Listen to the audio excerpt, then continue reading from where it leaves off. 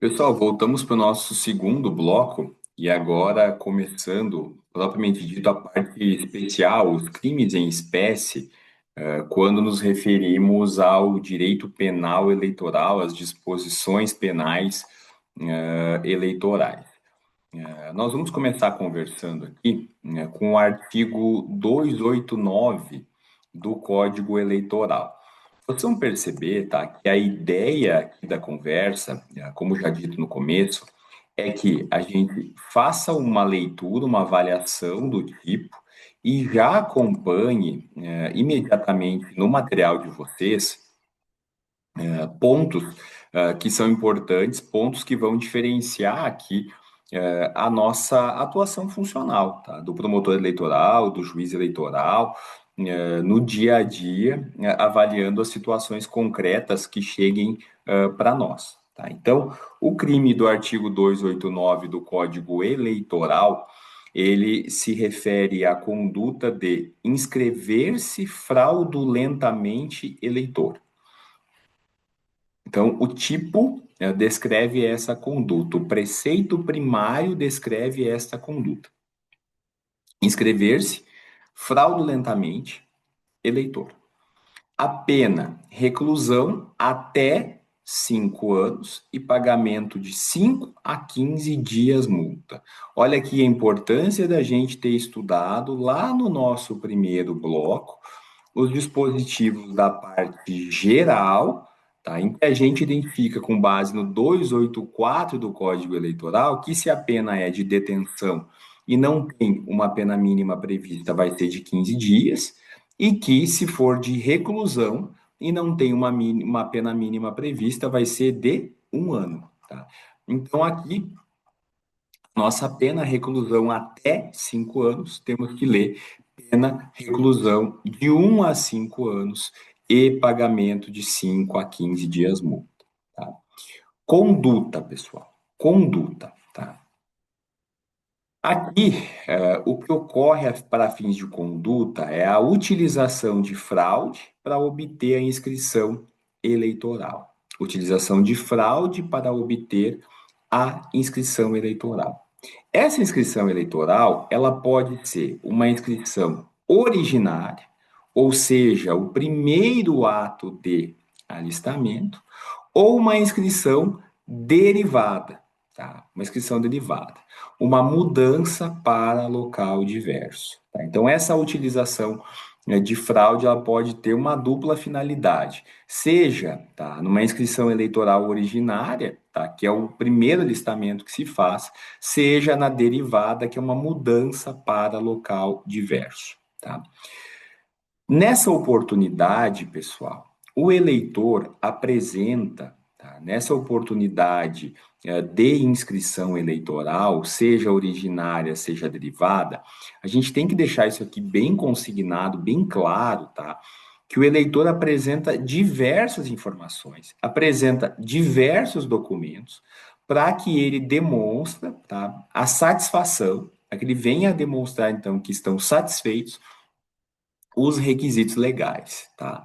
E aí, pessoal, pode ser apresentada uma declaração falsa de residência, uma declaração de endereço inexistente, uma profissão falsa, uma dupla inscrição, uma utilização de documento falso, uma inscrição em nome de terceiros. Alguns exemplos aqui que a doutrina vai dar, tá? Pessoal, para configurar esse crime de se inscrever fraudulentamente eleitor, a fraude deve incidir sobre elemento que seja importante, tá, para a finalidade do alistamento ou da transferência. Tá? Dado que interfira se vai ou não vai ocorrer aquele alistamento, se vai ou não vai ocorrer aquela transferência, tá? Sob pena de atipicidade da conduta. Destaco aqui para vocês, inclusive precedente agora de junho de 2025, tá? Que o TRE do Paraná possui precedente no sentido de que não há consunção entre o crime de inscrição fraudulenta e o de uso de documento falso para fins eleitorais. Tá? Ainda que se pudesse pensar em consunção, uma lógica de crime meio, crime fim, o TRE aqui do estado do Paraná, tá, tem aplicado o entendimento de que não há consunção entre a inscrição fraudulenta e o uso de documento falso. Por quê? Tá? Os documentos falsos para fins eleitorais, a gente está falando aqui de penal eleitoral, porque são delitos autônomos tutelando bens jurídicos diversos. Delitos autônomos, tutelando bens jurídicos diversos. Então, por esse motivo, não haveria, então, conjunção entre esses dois crimes. Tá? Inscrição deve ser realizada pelo próprio agente. Tá? A inscrição deve ser realizada pelo próprio agente, em nome próprio, porque o tipo penal traz a conduta inscrever-se. Inscrever-se. Se houver, no entanto, pessoal, a participação na modalidade indução, caracteriza outro crime, tá? Um crime autônomo, que é do artigo 290, o tipo penal imediatamente posterior, tá? Que é induzir alguém a se inscrever eleitor com infração de qualquer dispositivo do Código Eleitoral. Reclusão até 2 anos e pagamento de 15 a 30 dias multa. Que tipo de dolo que tem que ver aqui? Como é que é o elemento subjetivo do tipo, tá? É o dolo genérico, pessoal, entre aspas, tá? Por que eu falo aqui dolo genérico? Porque não tem nenhum fim especial de agir, não exige nenhum dolo específico, nenhuma finalidade específica, tá? Nesse sentido também, julgado agora de fevereiro de 2025, também do Tribunal Regional Eleitoral aqui do Estado do Paraná. Tá? A configuração do crime de inscrição fraudulenta de eleitor, 289 do Código Eleitoral, exige apenas o dolo genérico. Quando a gente fala dolo genérico aqui, numa linguagem bem simples, exige apenas prova da consciência e da vontade. Consciência e vontade. Sem nenhuma finalidade, sem nenhum agir específico. Tá? Sendo então irrelevante, tá? Qualquer avaliação complementar. Eu deixo para vocês aqui alguns exemplos também da casuística, também de avaliação da jurisprudência e da doutrina. Tá? Exemplos. Se utilizar de artimanha para mudar o domicílio eleitoral, tá? Com o qual não possui nenhum vínculo válido juridicamente. Aqui a gente tem que lembrar que o domicílio civil é uma coisa, o domicílio eleitoral ele é bem mais amplo. Tá?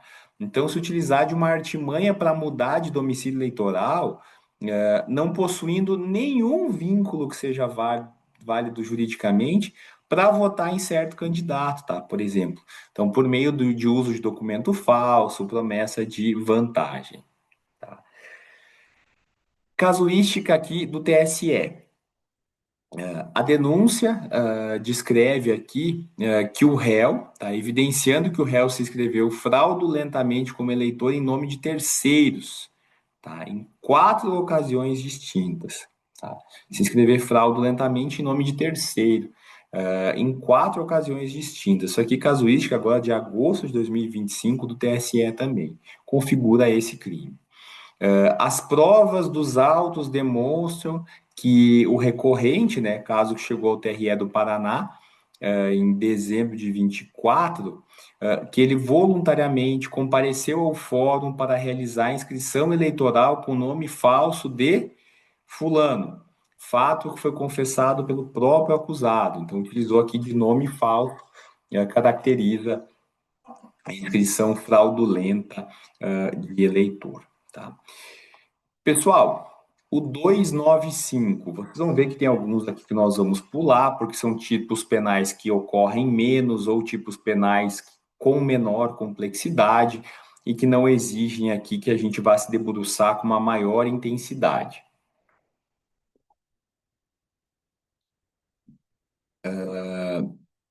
Artigo 295. Aqui é um tipo que eu vou deixar algumas considerações para vocês. Reter título eleitoral contra a vontade do eleitor. Detenção até 2 meses ou pagamento de 30 a 60 dias multa. Tá?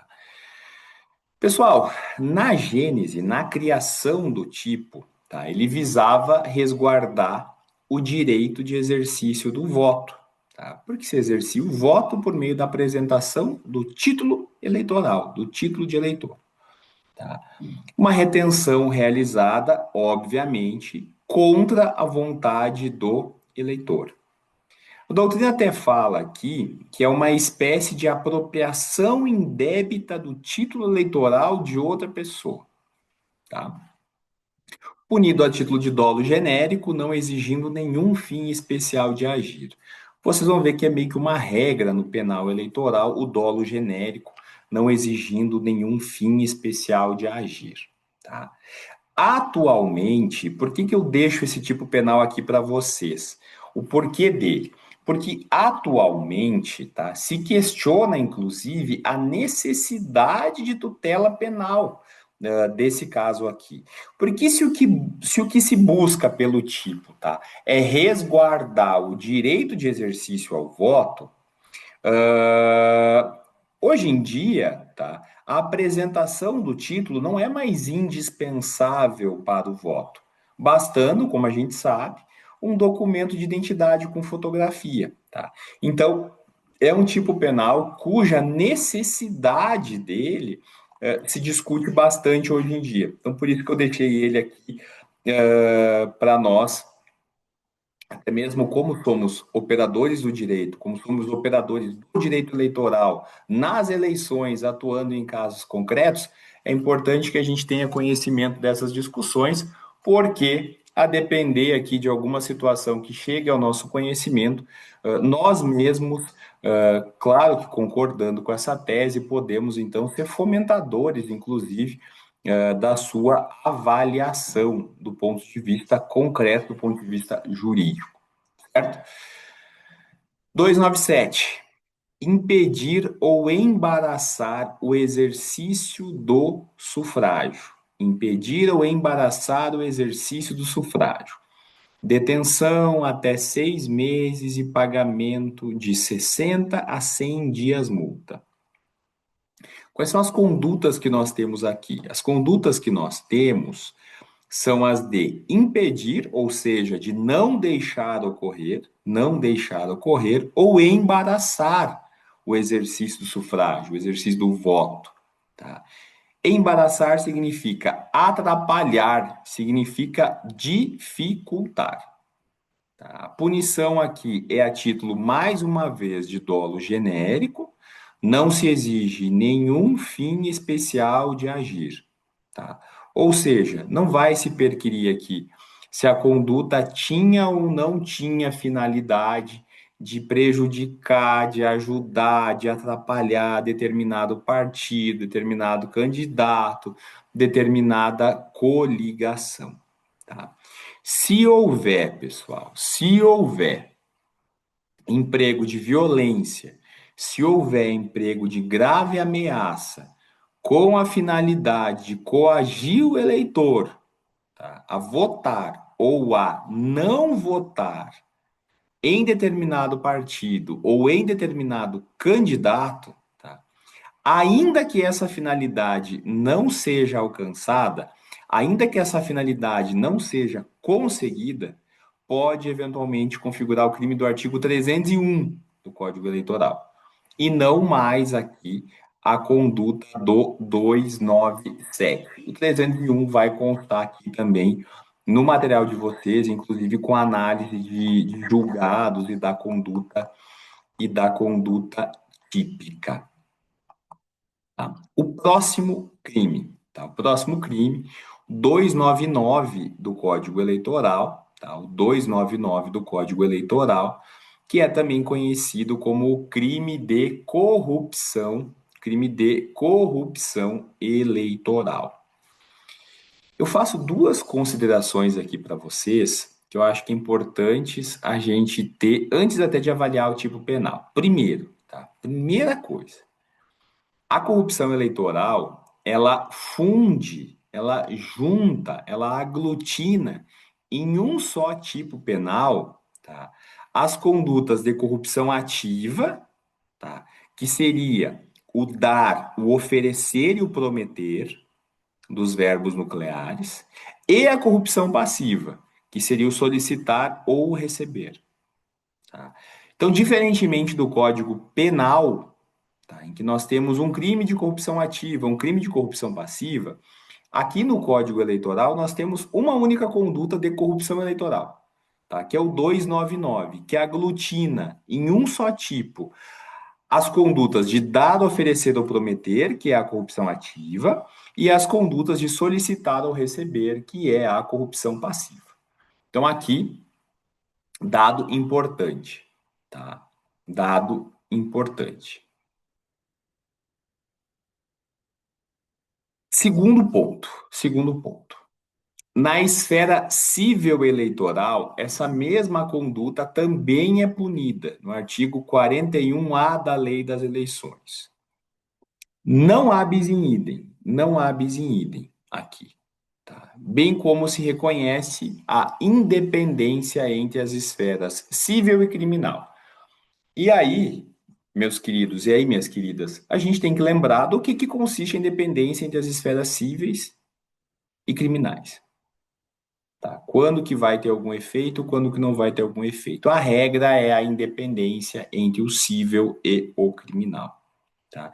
Exceção lá vai ser quando se reconhecer, quando se reconhecer questões afastando a ocorrência daquele ilícito, que aí a questão criminal pode interferir no julgamento da questão civil, tá?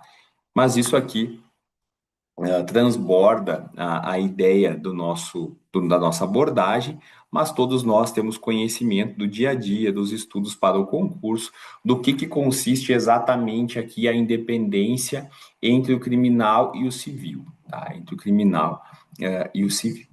Bom, tem dolo específico, não tem dolo específico. Aqui, pessoal, tomem cuidado, tá? Tomem cuidado, mais uma vez, julgado agora de 2025, julho de 2025, do TRE do Paraná, que para a configuração do crime de corrupção eleitoral é imprescindível a comprovação do dolo específico, tá? De obter ou dar voto. Tá? É imprescindível aqui a demonstração desse dolo específico, tá? No mesmo sentido, quando a gente avalia a jurisprudência do TSE, e eu deixo julgado aqui do TSE, deixo julgado também no mesmo sentido o do TRE do Paraná, todos julgados recentes, tá? Consolidando aqui o nosso estudo, a nossa avaliação. Jurisprudência do TSE no seguinte sentido: desnecessidade de pedido expresso de votos para a configuração do crime de corrupção eleitoral. Tá? Desnecessidade de pedido expresso de votos. Tá? 2. Direcionamento da conduta penalmente imputável, tá? Penalmente imputável a um eleitor individualmente identificado ou identificável. Tá? 3. Demonstração do dolo específico, demonstração do dolo específico em obter, dar, conseguir ou prometer abstenção de voto. Tá? A jurisprudência do TSE caminha, como consta aqui no material de vocês, no sentido de que não se exige pedido expresso de voto para a configuração do crime do 299, bastando a vinculação entre a promessa ou benefício oferecido e a perspectiva de obtenção de voto, certo?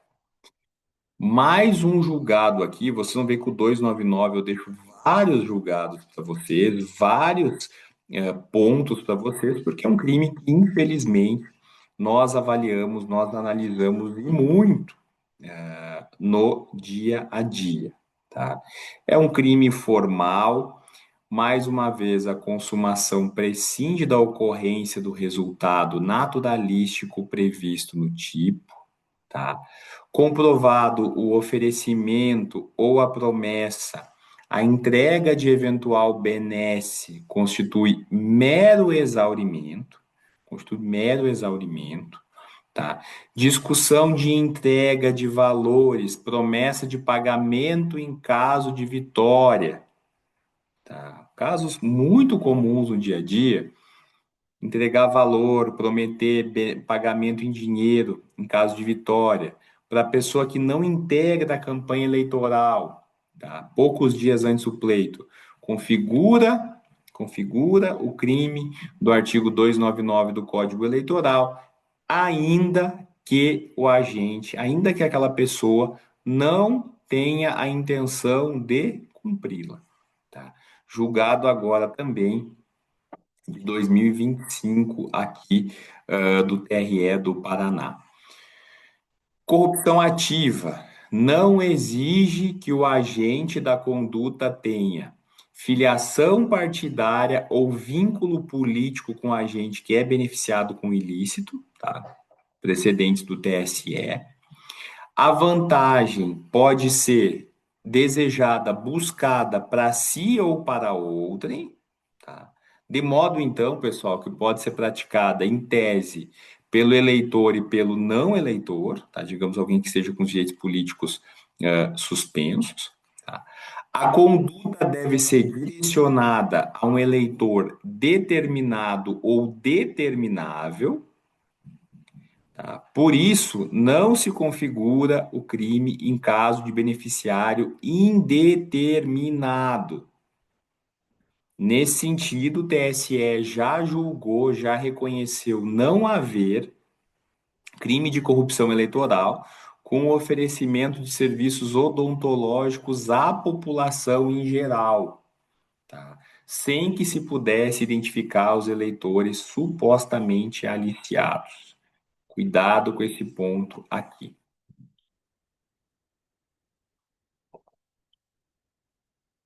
Enunciado 50 da escola do TSE. Configura a ausência de justa causa para o exercício da ação penal. Tá? Não há justa causa, carece de justa causa.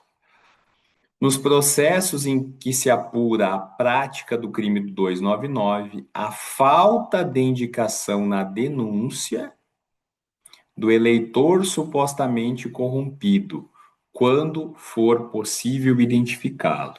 Aqui, com as devidas vênias, me parece mais adequado dizer que a denúncia é inepta, tá? Porque a gente está falando aqui que era possível identificar o autor, não foi o beneficiário, perdão, e não foi indicado na denúncia. Então, quando a gente tem um erro de narrativa da denúncia, que impossibilita muitas vezes o exercício contraditório da ampla defesa, a gente não está a falar de ausência de justa causa.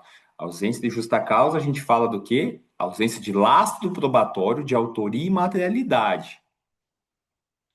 Por outro lado, quando a gente fala de defeito da narrativa da peça acusatória, impossibilitando o contraditório, impossibilitando a ampla defesa, e aqui, como precisa ser alguém identificado ou identificável, e aquela pessoa não foi identificada, não foi descrita na peça acusatória, a gente está falando de inépcia. Tá? Compra de apoio político, não necessariamente se confunde e acaba caracterizando, então, corrupção eleitoral. Então, a compra de apoio político deve ser avaliada no caso concreto, segundo a doutrina, segundo a jurisprudência, se aquela compra do apoio caracteriza ou não caracteriza corrupção eleitoral. Não automaticamente caracteriza corrupção eleitoral, é o que se vem dizendo, é o que se vem construindo, tá? Deve avaliar o caso concreto. Por quê? Porque a doutrina, porque a jurisprudência tem entendido, tá? Tem descrito que o apoio político é algo multifacetário, não vinculado de modo necessário à compra de votos, tá? Podendo haver atos de engajamento na campanha eleitoral ou até mesmo financiamento de recurso para candidatos. Então, por isso é necessário avaliar as provas do caso concreto, certo? Pessoal, 299 é um artigo bastante denso, bastante pesado. Então, fechamos aqui com mais de 25 minutos nosso segundo bloco, para não ficar algo maçante com vocês. No próximo bloco, voltamos com o artigo 300 do Código Eleitoral, tá bom? Aguardo vocês.